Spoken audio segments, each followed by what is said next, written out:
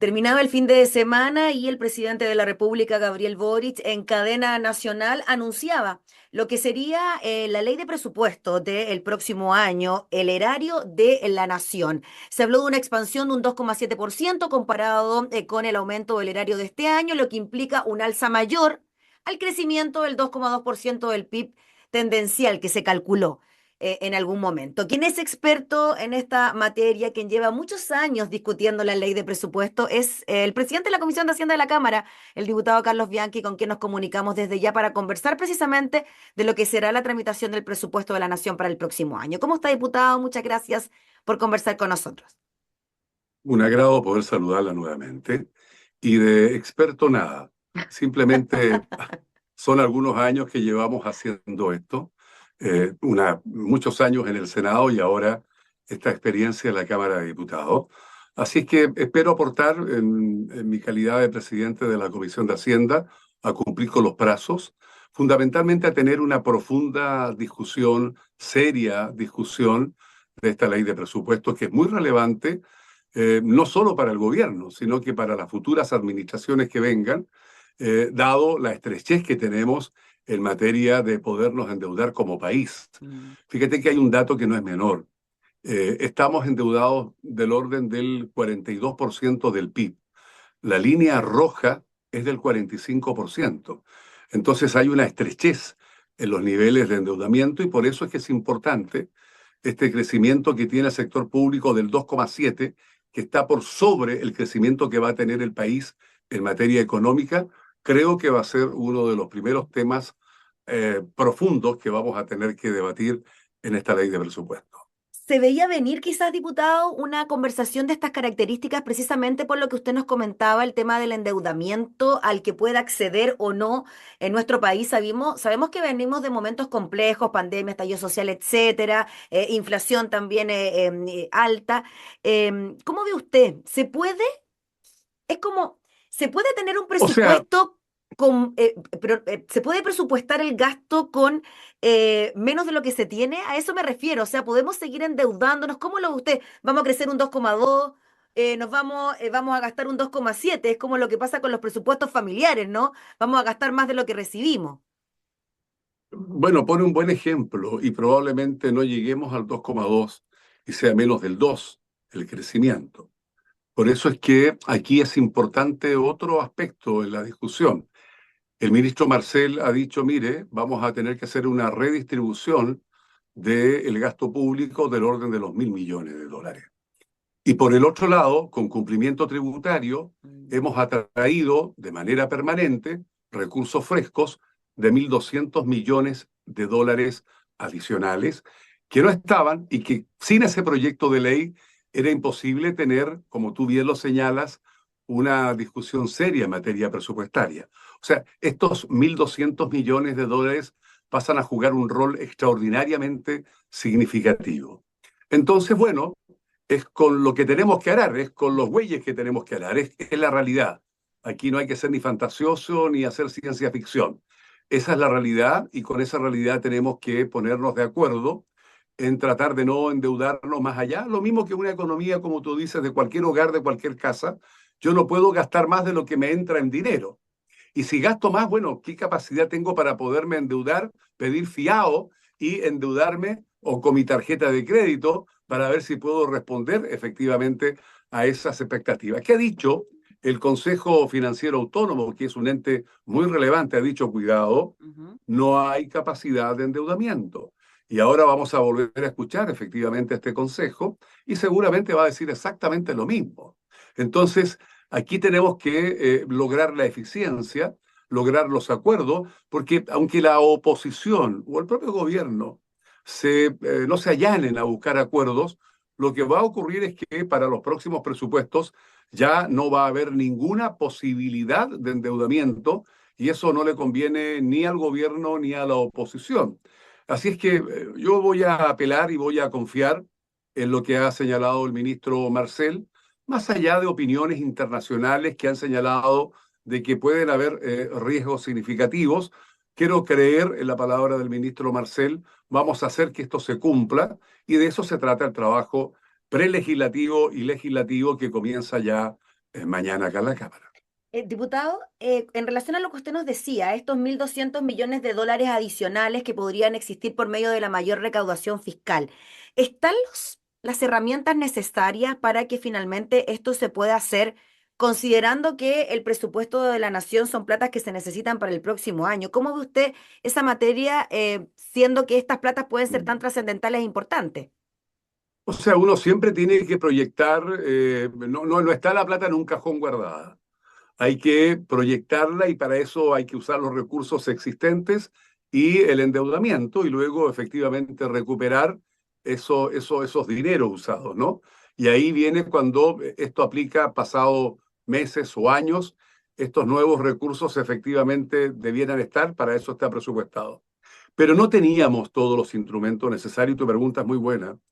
Lo que estamos haciendo ahora es empoderar de mejor manera al servicio de impuestos internos. Ujú. Estamos haciendo que haya una nueva estructura dentro del servicio de impuestos internos, mucho más inteligencia artificial, mucho más fiscalización, un organismo mucho más transparente.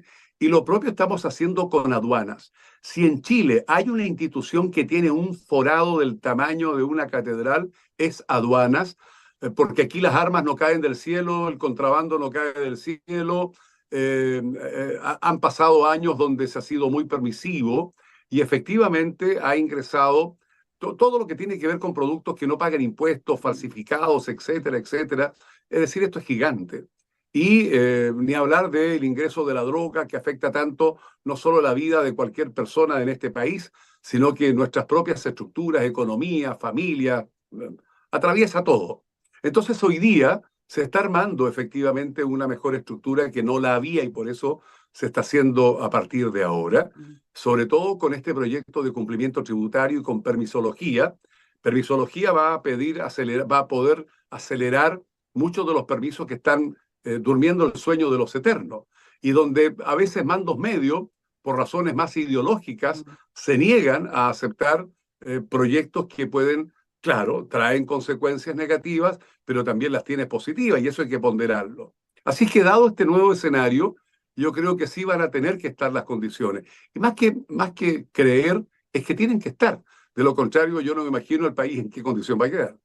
Diputado Bianchi, si uno comienza a desglosar un poco el presupuesto, el presidente en su discurso fue enfático, dijo que la prioridad del gobierno era la seguridad y habló de un aumento de 28.000 millones en el presupuesto para combatir, por ejemplo, el crimen organizado dentro de las cárceles. Ese ítem en particular, ¿qué le parece a usted? Porque claramente, al nivel de que estamos acusando o se está intentando acusar constitucionalmente a la ministra del Interior, el tema de seguridad sigue siendo una de las principales preocupaciones. Mire, es probable que en materia de esta acusación que usted señala ahora Mm. último a la ministra Toa, estemos en el mismo cine con republicanos, pero viendo dos películas totalmente distintas. Estamos en el mismo cine porque estamos en el mismo Congreso, pero las películas que vemos, ellos ven una película de terror y de horror, y muchas veces contribuyen a que sea de terror y horror. Ya vemos otras personas que queremos ver algo más nítido, más claro, más transparente. Y la pregunta que yo me hago, una por ser más viejo y por tener algo de experiencia, es en el mes ahora de octubre y noviembre, a semanas de una elección de gobernadores y de alcaldes y de concejales y de consejeros, yo me debo preguntar responsablemente, ¿es el momentum?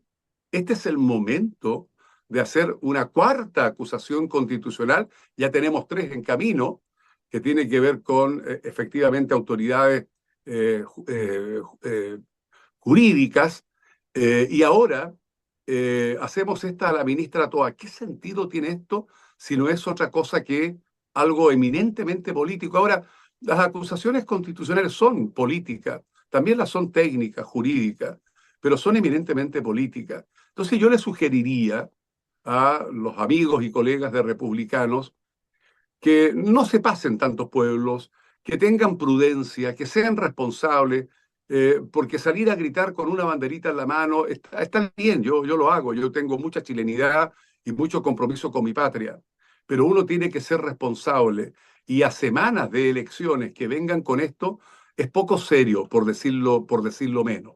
Ahora bien, yo creo que estas acusaciones solamente empañan el trabajo que debemos hacer legislativo para que la gente vea, por ejemplo, cómo mejoramos el tema de las pensiones. Y ahí yo quiero detenerme un ratito, me voy a salir de tu pregunta Mm. inicial, pero luego me la vuelves a hacer, por favor, Sí, el porque tema de la te quiero hacer... seguridad, lo retomamos. Sí, sí, no, es que en el tema de la seguridad de las cárceles, que fue específicamente lo que me preguntaste, de Sí. gendarmería, este incremento, fíjate que no es lógico entenderlo. Van a estar los inhibidores de celulares, por ejemplo, ¿no? Mm. Pero, pero gendarmería, mujeres, hombres que trabajan en gendarmería, no viene nada, nada en materia de mejoramiento de equipamiento, de asistencia en materia de las enfermedades y las licencias mentales por estrés. O sea, hoy día, mira, la única diferencia entre un gendarme y un preso es que el gendarme tiene la llave de la celda. Esa es la única diferencia. Donde viven, donde trabajan, donde conviven, donde comen, donde duermen, donde están, es la misma condición. Por lo tanto, aquí Chile, nuestro Estado, está tremendamente al debe en materia de resguardar a esta institución que la tiene como la última institución. Entonces, cuando a mí me vienen a decir que estamos mejorando seguridad, sí, claro. Hay mayor inversión, sí, claro.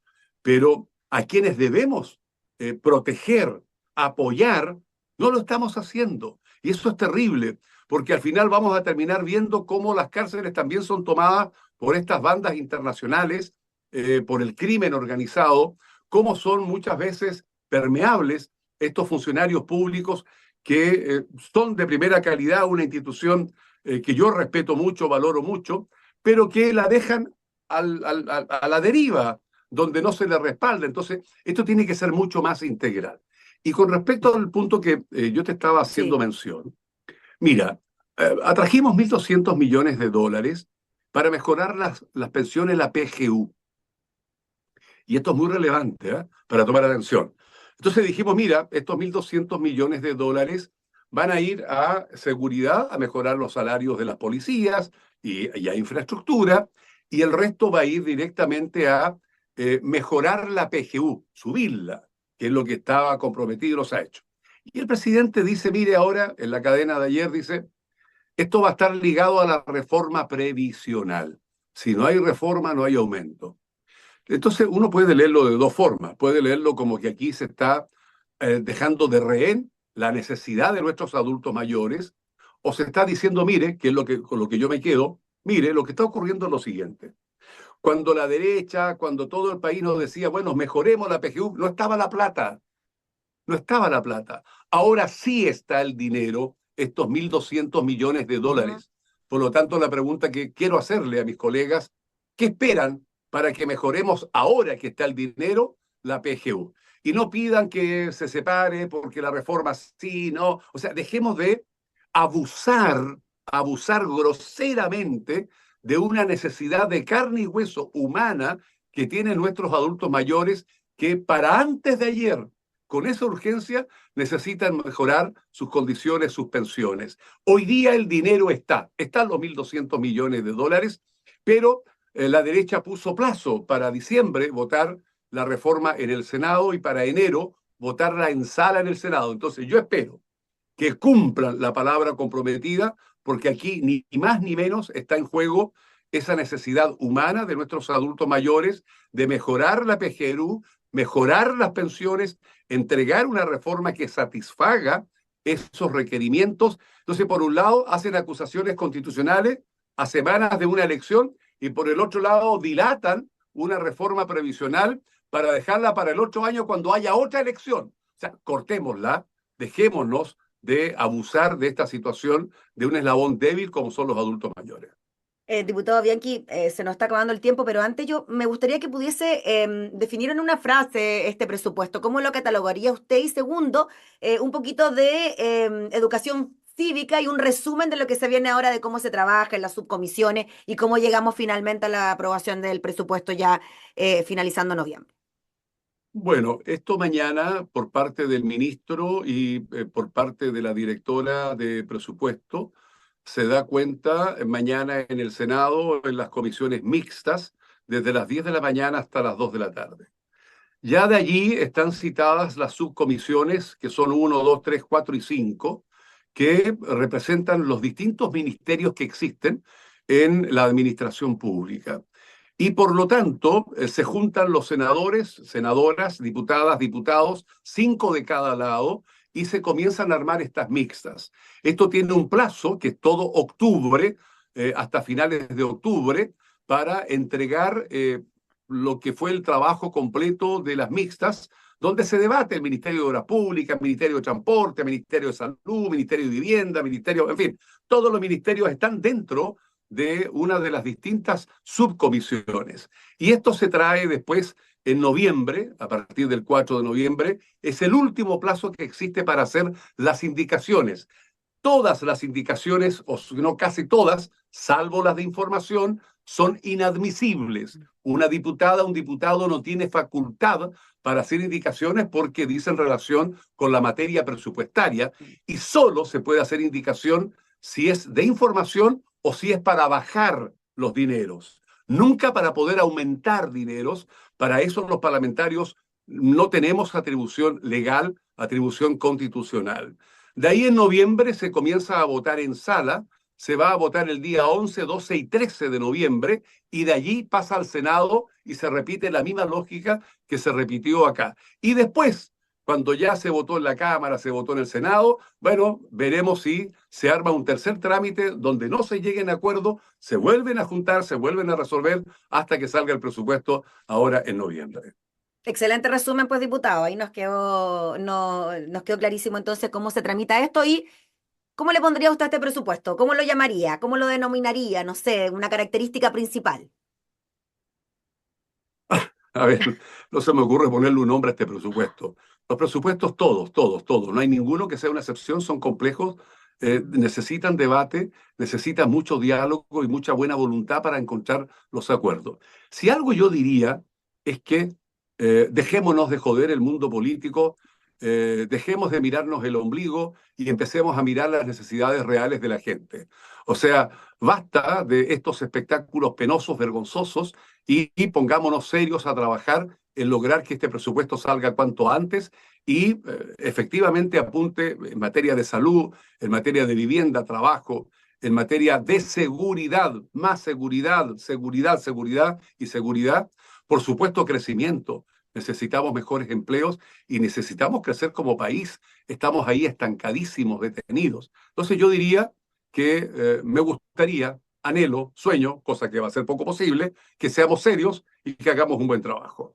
Listo, pues, diputado Bianchi, le agradecemos enormemente por conversar con nosotros de este tan importante tema. Que esté muy bien.